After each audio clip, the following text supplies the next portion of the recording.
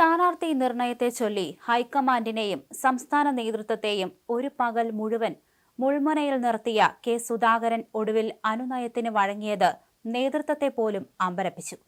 മത്സരിക്കാനില്ല, കോൺഗ്രസുകാരനായി തുടരും എന്ന സുധാകരന്റെ പ്രഖ്യാപനം നേതൃത്വത്തിന് താൽക്കാലിക ആശ്വാസം പകരുന്നതാണെങ്കിലും തെരഞ്ഞെടുപ്പ് ഗോധയിൽ ഇതിന്റെ പ്രതിഫലനം എന്താകുമെന്ന ആശങ്ക ഒഴിയുന്നില്ല. മുതിർന്ന നേതാവ് എ.കെ. ആന്റണി നേരിട്ട് നടത്തിയ ഇടപെടലാണ് സുധാകരനെ പിന്തിരിപ്പിച്ചത്. പക്ഷേ സുധാകരൻ ഏത് നിമിഷവും കടുത്ത നിലപാടുകളിലേക്ക് പോകുമെന്ന വിലയിരുത്തലും സജീവമാണ്. ഈ ഒരു സാഹചര്യത്തിൽ സുധാകരനെ കോൺഗ്രസ് പരമാവധി പ്രകോപിപ്പിക്കാതെ നോക്കും. പാർട്ടിയെ പ്രതിസന്ധിയിലാക്കരുതെന്ന ആന്റണിയുടെ അഭ്യർത്ഥനയ്ക്ക് മുന്നിൽ കണ്ണൂരിലെ കരുത്തൻ ആയുധം താഴെ വയ്ക്കുകയായിരുന്നു. എങ്കിലും വരാനിരിക്കുന്ന നിയമസഭാ തെരഞ്ഞെടുപ്പ് ഫലം കോൺഗ്രസിന് അനുകൂലമല്ലെങ്കിൽ സുധാകരൻ വീണ്ടും പൊട്ടിത്തെറിക്കാനുള്ള സാധ്യത രാഷ്ട്രീയ നിരീക്ഷകർ തള്ളിക്കളയുന്നില്ല.